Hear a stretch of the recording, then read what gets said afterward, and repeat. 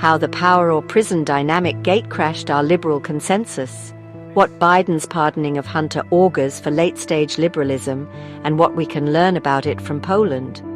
Here at The Blind Spot, we've long highlighted that the "you're either in power or in prison" dynamic, while largely alien to post-war Western states, is and always has been a feature of weak political systems where consensus over core political ideology is lacking.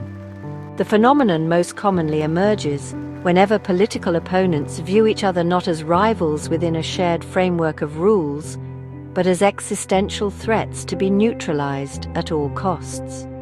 From post-colonial power struggles in Africa to the shifting sands of Eastern Europe after the fall of communism, this zero-sum mindset has, through the ages, driven endless cycles of retribution and consolidation.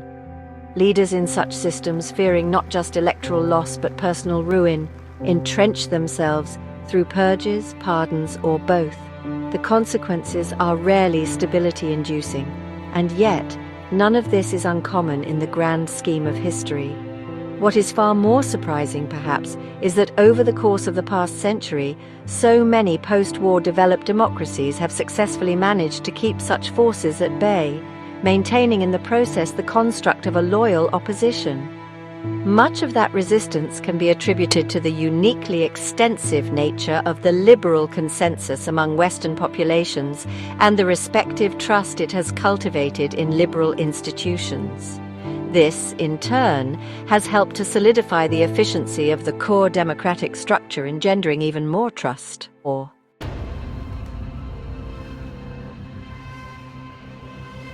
But now that positive reinforcement dynamic has broken down. In many cases, the positive feedback loop hasn't just stopped reinforcing itself. It has morphed into a vicious cycle of tit-for-tat retaliation, leading to an even broader breakdown in institutional trust. The first hint of the evolution came when political battles started moving from the ballot box to the courtroom. Then, when judicial processes began to fail, an even deeper truth was revealed. Without robust systems of accountability and reconciliation, politics devolves into a desperate fight for survival, where all the usual polite protocols suddenly go out the window. The unsettling reality facing Westerners today is that institutional trust has now eroded so profoundly that the negotiate or purge cycle has become a norm that risks unsticking the exceptionalism of the post-war liberal consensus. This is not a hypothetical or a one-off. Many sovereign nations have been through similar shifts, among them late-stage communist Poland. It's not an unknown story, but far too many of the younger generation, even in Poland itself, are unaware of the unresolved grievances at its heart.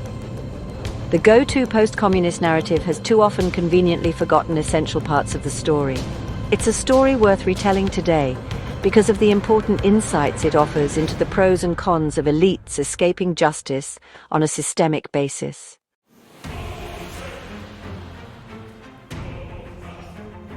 Lessons from Poland.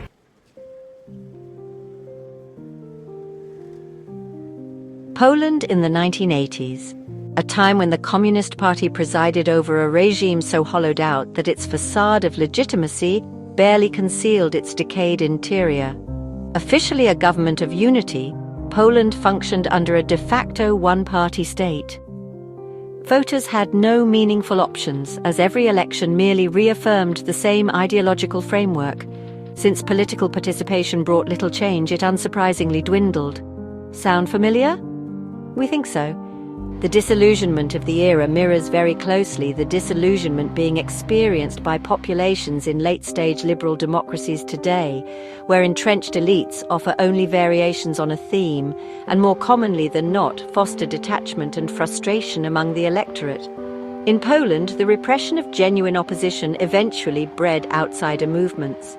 Solidarity, the trade union cum political force, surged in popularity. But even as it grew more powerful, it was relentlessly demonized by the ruling elite, who soon became known as the nomenklatura. The result saw solidarity labeled as radical, dangerous, and, crucially, manipulated by foreign interests. Domestic propaganda on many occasions even accused Solidarity of having abject authoritarian objectives. Whether they are communists, fascists, or liberals, the above suggests the establishment's playbook rarely changes much. Dismissal, smearing and demonization, not to mention accusations of dictatorial agendas, remain common tools for sidelining disruptive voices, whether they emerge from within a communist state or a liberal democracy. It's the same playbook as always.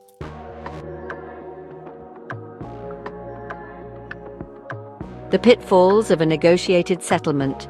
By 1989, the communist regime in Poland was facing a reckoning.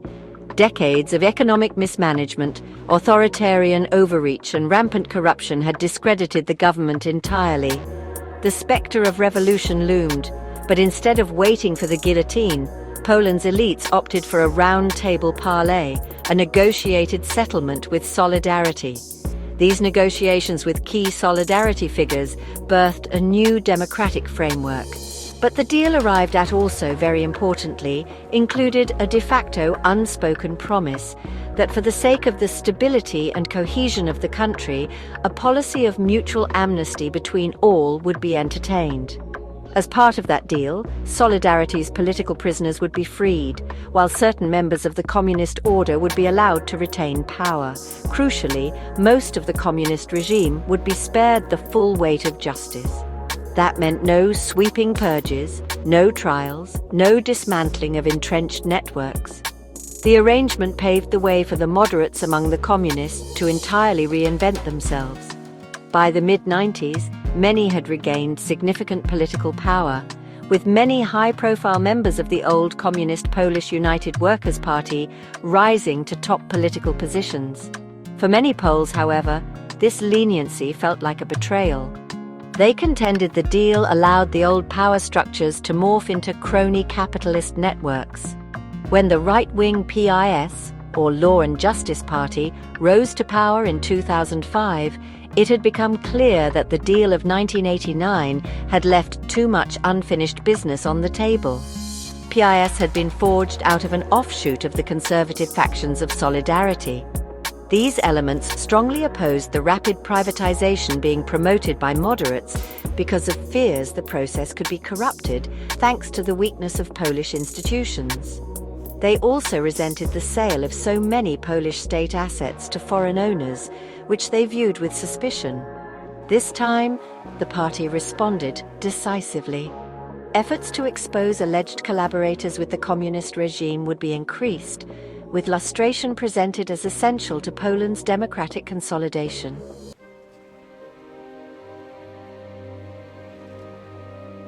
Lustration Nation. The lustration drive that began required public officials, academics, and journalists to declare whether they had ever collaborated with communist-era security services. Separately, the Institute of National Remembrance, a guardian of the communist-era files, became central to the process. This is a notable point to emphasize because the Institute's former director, Karol Nawrocki, has just been named by PIS as their prospective candidate for the upcoming 2025 presidential election. Within the Institute's arsenal was something very controversial called the Macierewicz list, the Jeffrey Epstein list of its day. The document was compiled by Antoni Macierewicz, who was at the time Minister of Internal Affairs in Poland's first post-communist administration under Prime Minister Jan Olszewski. As can be expected, the list drew extensively on the archives of the communist-era Ministry of Internal Security, SB, and its predecessors. When the first version of the list was presented to the Polish Parliament, Sejm, on June 4, 1992, it sent the entire country into a tailspin. The document identified 64 individuals, among them government members, parliamentarians, and senators, all of whom had allegedly collaborated with the communist-era security services. The most shocking name to be included on the list was that of Lech Walesa, the leader of the Solidarity movement himself. The list alleged he had operated as an asset or informant, codenamed Bolek, for Poland's equivalent of the KGB. To say the consequences of the list's publication were explosive would be an understatement. The revelations stoked shock, paranoia, and defensiveness among the old guard, who were outraged that their longtime opponents had dared to backtrack on the original amnesty agreement. They accused the former Solidarity men of inciting needless division and polarization.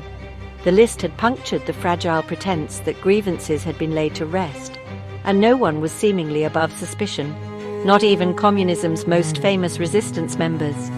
Nor did it help that the list was presented during a late-night session without prior warning.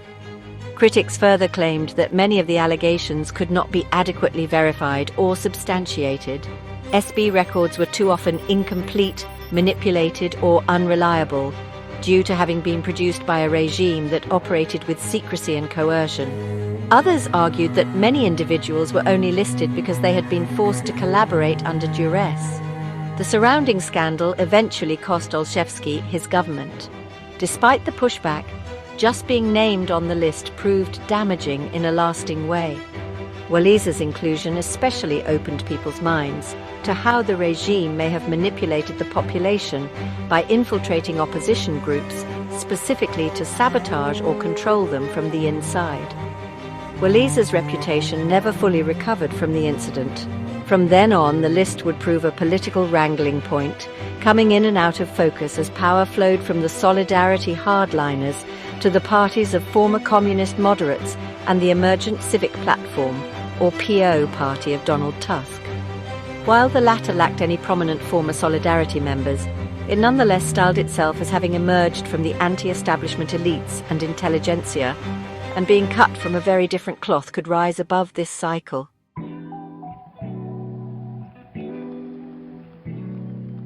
Party of Reunification.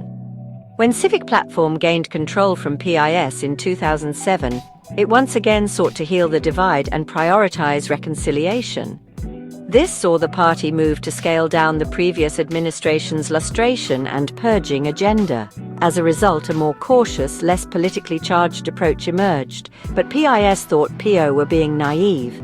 They argued the new policy meant individuals with ties to the communist-era security services were now being allowed to openly maintain powerful positions or infiltrate core systems, hindering Poland's democratic consolidation and capacity to escape corruption.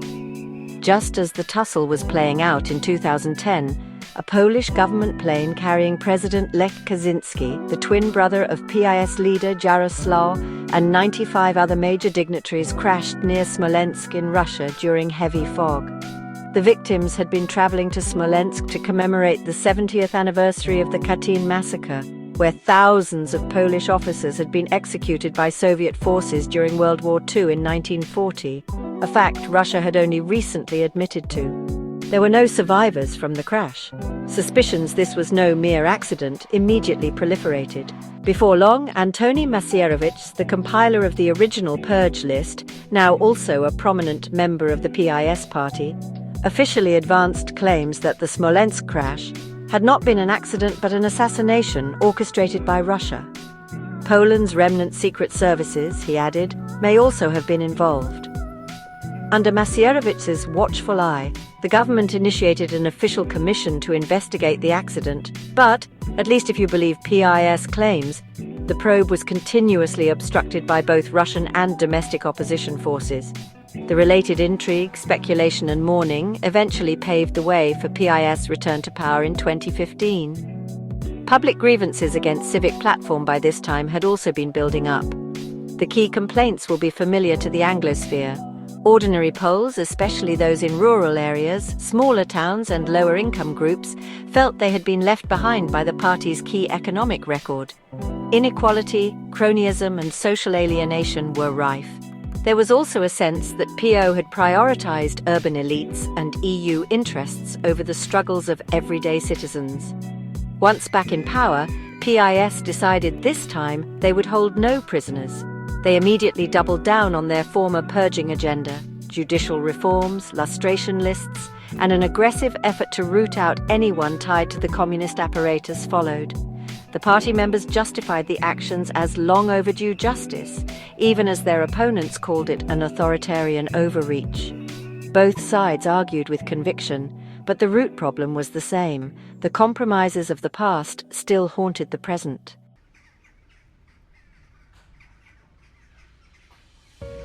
EU intervention. However, it was when the European Union deemed PIS judicial reforms an undemocratic attack on the independence of Polish courts that the negative feedback loop arguably began to spiral out of control. While PIS claimed the reforms were necessary to purge former SB-aligned parties from the judiciary, the EU's much weightier voice convinced the world that PIS were acting like tin pot dictators. The clash would be costly for the administration, both in terms of reputation and funding. Brussels moved to economically penalize Poland for its alleged democratic backsliding by withholding €137 billion of critical COVID recovery and cohesion funds unless key judges were reinstated. In reality, however, EU leaders, who had never penalized Italy for similar contraventions, were engaging in their own revenge agenda. Among their biggest grievances was that the PIS government had defied the EU's migration and LGBT policies. Poland had explicitly refused to take their share of EU refugee quotas in 2016 and onwards, or to accept Commission directives normalizing LGBT+ rights. Equally troubling in the Commission's mind was PIS control of the airwaves, specifically state media, which Brussels claimed meant independent media had been interfered with. Forced into a defensive, PIS dug its heels in. They claimed the EU response was only to be expected, since the institution had itself fallen under the influence of former communist apparatchiks. Any leaning on the media by them, meanwhile, was merely to correct for the bias of the largely foreign-owned independent press. Since the Macierewicz list had failed to decisively prove communist linkages, the party became obsessed with finding other ways to expose remnant communist infiltration of the system. To do so, they turned to somewhat unscrupulous tactics, spying on the opposition with Israeli Pegasus software. By 2023, the extent of the surveillance operation directed by the PIS government became known. The public were horrified. They saw it as a betrayal of the very things key PIS figures had fought against in the 1980s. Tusk expertly exploited the momentum for his own political ends. The same year, running on a platform of vengeance against the authoritarians of the previous administration, Tusk returned to power as head of a new coalition government. But again, the angry rhetoric only intensified the retaliation cycle. Tusk, seemingly unable to stop himself from becoming everything he too had previously criticized, unironically began to turn to authoritarian tactics himself. His lustration drive, however, was not focused on purging former communists from the system, but rather former PIS authoritarians. The most recent example of the tit-for-tat race to the bottom going on in Warsaw is the hauling into Parliament this week of Central Bank Board member and former PIS spy chief Piotr Pogonowski. He now faces a special commission looking into whether the former PS-led government misused Pegasus hacking software to spy on its political opponents.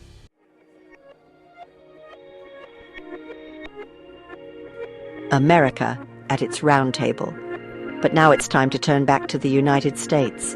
The scandals surrounding Hunter Biden, though incomparable in scale to Poland's communist collapse, pose a similar question about the durability of American institutions. The Hunter saga is not merely about personal misconduct, but also a proxy for accusations of corruption and impropriety within the political elite. It underscores a growing perception that the system protects its own while punishing dissent. The pardoning thus marks a watershed moment, a negotiated settlement of sorts. Indeed, Biden's defenders are already framing it as a necessary act to prevent the descent into partisan revenge politics, and the only way to unify the country by protecting the former establishment from reprisal attacks. But Trump supporters can also argue the pardon entrenches the very double standards fueling public disillusionment. In the months to come, both sides will likely claim the moral high ground. And yet, the underlying choice mirrors that of Poland in 1989, amnesty or purge.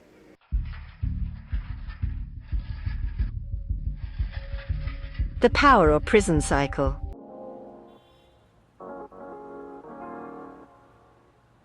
In conclusion, The Polish experience offers a cautionary tale. Amnesties may diffuse immediate tensions, but in exchange they leave grievances to fester. A purge, meanwhile, risks backlash, polarization, and instability, even potentially civil war. The final norm that emerges is often the same: you're either in power or in prison.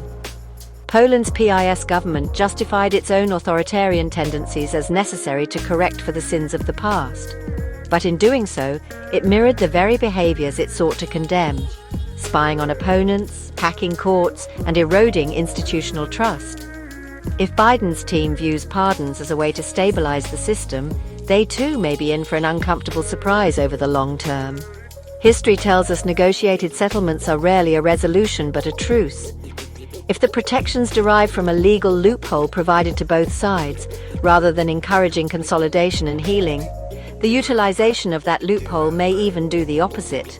We predict that in Poland and America alike, if not further afield too, political morality will in the end take a back seat to economic performance in determining which path the warring parties ultimately take.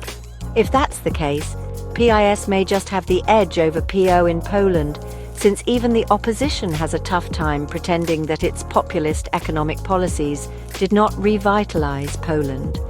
In the United States, the Biden administration's calculus will similarly rest on whether voters feel secure and prosperous, and if Trumpian policies flourish or fail. If, in the grand scheme of things, Bidenomics proves a greater success than Trumpism, the current pardon might just end up a footnote in a grander narrative of economic renewal upended. If Trumpism outperforms, however, you can expect the lustration drive to accelerate. For now, the parallels are clear. Whether in Warsaw in 1989 or Washington in 2024, the dilemma facing everyone is the same. Is it better to negotiate or purge? The answer is rarely simple.